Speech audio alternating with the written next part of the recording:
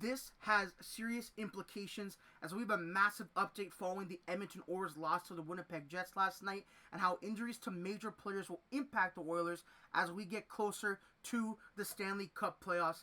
Hello everyone, welcome back to Oilers Digest. My name is Nikash Ganguli. Hope everyone is having an amazing day, an amazing time whenever you guys are listening to this. We have some huge news coming out of the Edmonton Oilers loss to Winnipeg last night. Major injuries to Connor McDavid, an update on Leon Draisaitl, and an update to many other Oilers who are dealing with injuries throughout the lineup. But before we get into that and more, make sure you guys do subscribe to the channel. We are at 80% of viewers who are not subscribed. So if you guys are watching all the videos, I want to hear all the updates, all the news on the Edmonton Oilers. Subscribe to Oilers Digest. We are growing the channel and come along for the ride.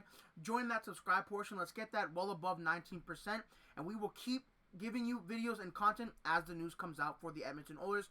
We are getting closer and closer to the Stanley Cup playoffs, and hopefully the Oilers will make another deep run to the Stanley Cup final and win the whole thing, like as close as they did get last year. But we have to get into the nitty-gritty of the video today, where the Edmonton Oilers are dealing with some serious injuries. So if we look at this Elliotte Friedman tweet from last night, which was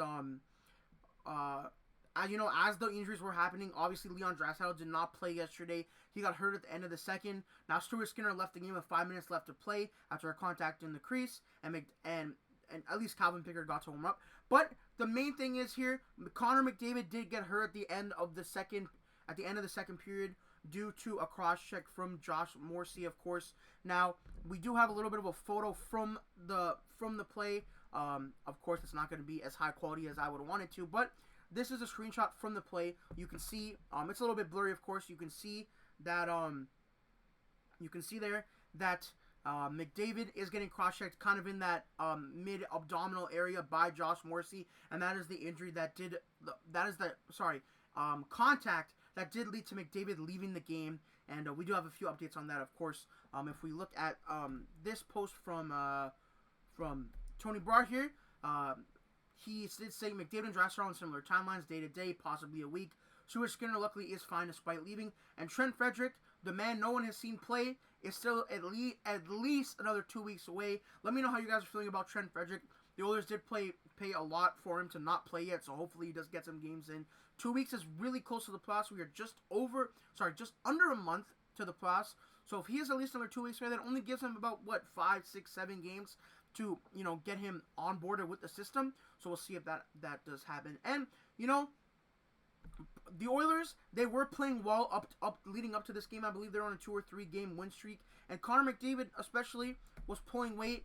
We know Leon Draisaitl's put a lot of the Oilers on his back this past season. McDavid has been dealing with stuff and maybe not playing up to the McDavid standard that people think he should be at. We all know he's the best player in the world, but if you look at his last few games, 2 points, 1 point, 1 point, 3 points against Utah, and then 1 point last night in the loss to the Oilers, and despite getting injured there. So, Connor McDavid, I don't know how I can sugarcoat this. Obviously, it's a huge loss for the Edmonton Oilers.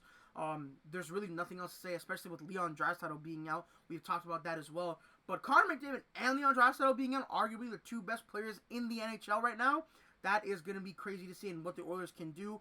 And, fans have had their, gripes with Stuart Skinner this season. I know a lot of Oilers faithful they really wanted Stan Bowman to get a goalie. Obviously, if we do look at Stuart Skinner's game log from his end, really not that great of a past few games. He did put up a nice win against Utah with a 9-5-5. Hopefully, we were hoping he would be able to string together, a few good games here. But against Winnipeg, he did not have the best night. Again, he did get injured, so maybe that save percentage does look a little better. And of course, against Seattle, we'll see if he starts or not. He is at a 9.04 and 7-2-0 against them. So, Stuart Skinner being healthy is good for the Oilers. Just to have someone familiar back there. It would have been another devastating injury for them, in my opinion. If you were to have Draisaitl, McDavid, and Stuart Skinner, it would have been tough. Those were the main guys going into the playoffs, especially in the Stanley Cup Finals. They're going to need them down the stretch, and hopefully they can stay healthy. And one player we still have never seen is good old Trent Frederic. I'm trying to I haven't been able to find a photo of him in an Oilers jersey because he is not suited up for the Edmonton Oilers yet. All we have is this press conference photo because there's really nothing too much going on for Trent Frederic, and You know, he is someone that the Oilers are gonna need to play soon. Let's dive really deep into the Edmonton Oilers lineup. This, of course, is still with Connor McDavid injured. Skinner, McDavid. McDavid is not going to be there. Then you have Zach Hyman with Podkolzin, Nugent-Hopkins, and Arvidsson, Max Jones, Adam Henrique, Perry Kapanen, Corey Perry, Matthias Janmark, Connor Brown. Let's really dive into the Oilers lines here and what changes we can maybe see or what combinations you guys want to see. Let me know in the comments, of course. So, let's imagine for right now everyone is healthy, right? You get Evander Kane back, you get Trent Frederic back, you get Connor McDavid back, you get Leon Draisaitl back. That is a lot of reinforcements for the Oilers. For longtime Oilers fans, they know what the rosters could look like without having those superstar players, you know, going back to those dark times as an Oilers fan. But you would have McDavid, and then you would have Leon Draisaitl. Maybe Evander Kane goes up to that first line. Maybe not right away, but again, this has been a storyline all season with the Edmonton Oilers. The wingers that they signed, or the guys like Podkolzin, Skinner, Arvidsson, and Kapanen, they just have not given the Edmonton Oilers enough. And hopefully Evander Kane and Trent Frederic can come in and provide a different type of offense. Like, I think Stan Bowman and Kris Knoblauch have both been on record saying that, you know, they want these guys to come in and play a heavier style of hockey. Evander Kane and Trent Frederic, that is exactly what they do.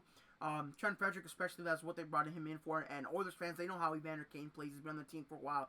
He's a heavy, gritty goal scorer. And I think if he is healthy for the playoffs, it will be huge. So that could be interesting.